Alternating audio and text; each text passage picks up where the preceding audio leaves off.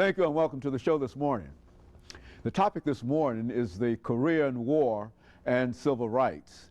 And we're fortunate to have with us to talk about the war in Korea and the impact that civil rights had not only upon this war but upon American society soon after the war is Dr. Charles Kimbrough, a longtime activist in the National Association for the Advancement of Colored People.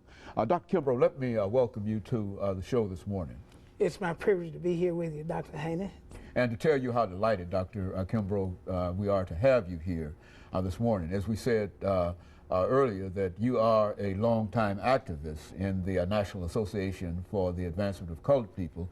And I think that if there is an individual who is a representative of the association in Nashville, Tennessee, you would certainly be that individual. And so we're certainly happy to have you here and to talk about a topic that we know that you're familiar with, and that is civil rights, because you've been involved in this whole struggle of improving the condition of the African American for the longest. But before we get into the Korean War and civil rights, Dr. Kimbrough, let's have you to give our audience some information about your background, your education, and some of the things that led to this passion that you have for the rights of the African American. Well, Dr. Haney, I come from Giles County, which has Pulaski as its county seat, the home of the KKK. And with me, I guess the passion is kind of ingrained. Not that I knew directly or saw activities of the KKK, but I guess when you have that kind of organization, when you even learn about it later in life, you recognize that you grew up or were growing up in an area that survival of black people was a priority.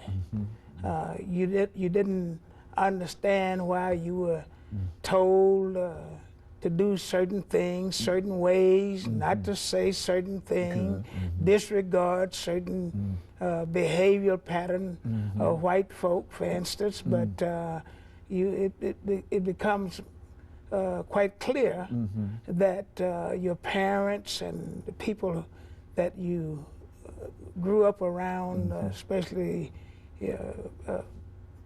teachers, parents, preachers and teachers, whatever, they were guiding you around some of the obstacles that they knew existed for black people.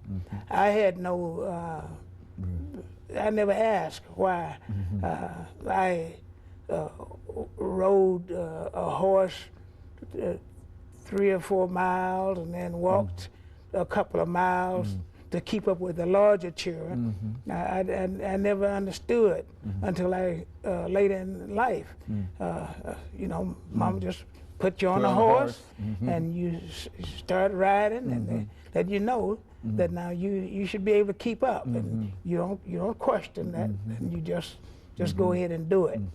And in fact, I didn't ever ask why you had to stay out of school 2 or 3 days and go to school 2 or 3 days to do farm chores in the absence of getting an education. While you saw white children go to school each day of the week just as a matter of habit. And so growing up in Pulaski, Tennessee really left a real impression on you in reference to how the race situation, in a real sense, is sort of an ingrained kind of thing in the community in which you grew up. Would that be a characterization of what you're saying here? Yes, for black people, when I grew up, we're talking about in the 30s and 40s. Get an 8th grade education. You know, it'd be like getting a BS or a master's degree now. You know, you treasure that because there was no really, not that much emphasis, not from my family. And I said that my family was not an unusual family. There were some people that I know they encourage you to stay in school and so forth. But being on the farm, when it's around 7th, 8th grade, you didn't want to go to school, you know. That was just about the end of school for you. That was about the end of school for you. Okay, and of course, we're nearing our first commercial break here, Dr. Kimbrough.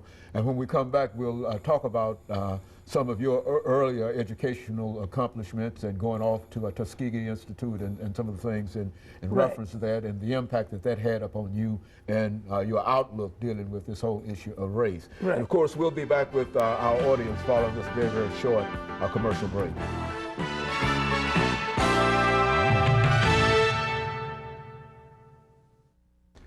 Thank you and welcome back to the second segment of the show for today.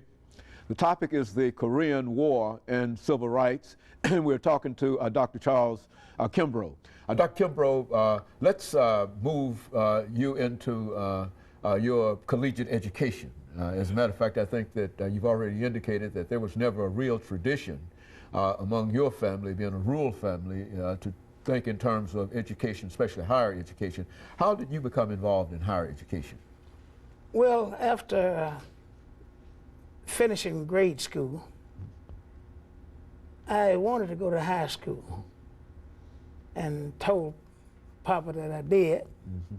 And he reminded me that somebody had to stay there to help on the farm.